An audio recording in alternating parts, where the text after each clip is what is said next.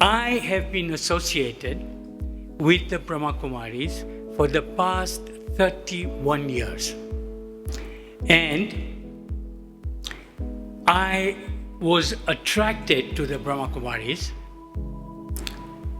because I found out that Brahma Kumaris accept you, whether you are a Christian or a Muslim or a Buddhist, or doesn't matter where you are from, what your religion is, what your background, what your color, what your gender, what your age. And this is what I found attractive. The second thing is that Brahma Kumaris is not a religion. They are a spiritual organization. And there is a difference between religion and spirituality.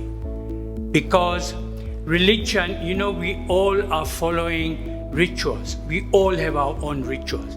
From the time you are this high, you are told this is your religion. It is the best religion. All the others are inferior. And all the religions do the same. They also choose one day a week, most of the religions.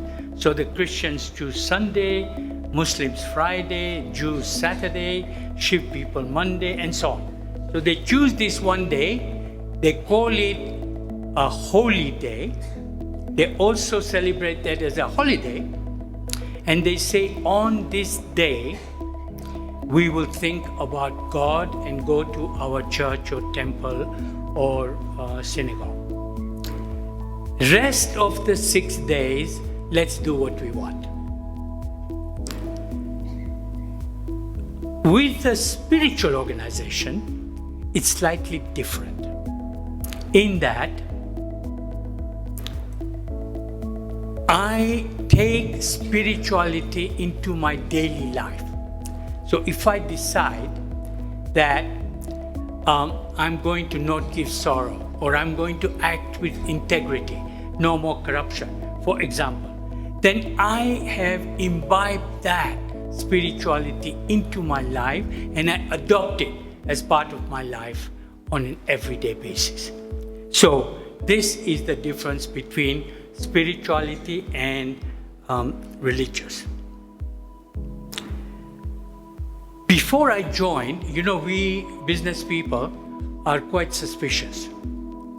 So before I joined the Brahma Kumaris, I wasn't sure because there are so many religions coming out of India, and so many of them don't have the credentials. So I had Dun and Bradstreet, which some of you who are in business will have heard of, do an investigation on the Brahma Kumaris just to make sure that they were above board. The other thing I did was I also visited 33 of their centers all over the world. So, when I was in Miami, I went to their center in France. And what I found was that wherever I went, if I went to Miami, to their center, I found Americans. In Paris, I found French people. And wherever I went, I found the people of that country belonging to the institution of the Brahma Kumari. And this, I found, was very attractive to me, because we need to relate to the country in which we work, and we need to adopt spirituality. There was also one thing that impressed me the most, and if you think that I am doing some sales promotion job for the Brahma Kumaris, you're quite right. So what I found was attractive was that the answer to the question, who am I? So many of us wonder. We ask the questions, and some of us, we can tell you our grandfathers and grandparents after that, and so many of our parentage, our lineage. And some of us can even do 20, 30. Now you can go on the internet and do some research. But that's not the question. The question is, who am I? When somebody dies, then we start talking about the soul. We pray and we say, we pray that the soul may rest in eternal peace. He was a good soul. He was a donation-oriented soul. So, but until then, we don't talk about the soul. But the soul exists from the 5th month of pregnancy. When the fetus starts kicking, the soul enters the body. And it lives here, right in the center of the forehead, where we call it our third eye. And this is where the soul lives. From here, from the command post, it can hear, it can speak, it can smell, it can do everything. It does it from here. And when it leaves the body, we all know that. And at that time, all the feelings, everything is gone. You can bury me, you can cremate me, do whatever. No feelings, no memory, nothing left.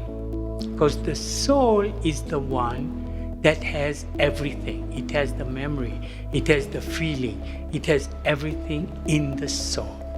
So today I'm going to remind you, ladies and gentlemen, that each one of you are a soul, and you sit here, and when you look at others, look at them also as a soul sitting right here. Later on, we are also going to show you a demonstration of how to meditate, and this is important. Today, in most organizations, when you ask people how many have quiet time or contemplation or meditation, 60 to 70% of the people will raise their hand and say, I do that. Because the state of the world today is deteriorating by the minute. It's not only the state in terms of diseases and all that, but also in terms of the results of global warming. What is happening in the world today is shocking. So when the state of the world becomes worse and worse, what is the defense that we have? The defense that we have... Thank you, I thought you had come to say hello. So the defense that we have is that we need to become powerful from within, and that is spiritually powerful. And that's why we are doing what we are doing in proposing spirituality to you and all the programs that we are going to do during the year. Ladies and gentlemen, thank you very much for listening to me quietly.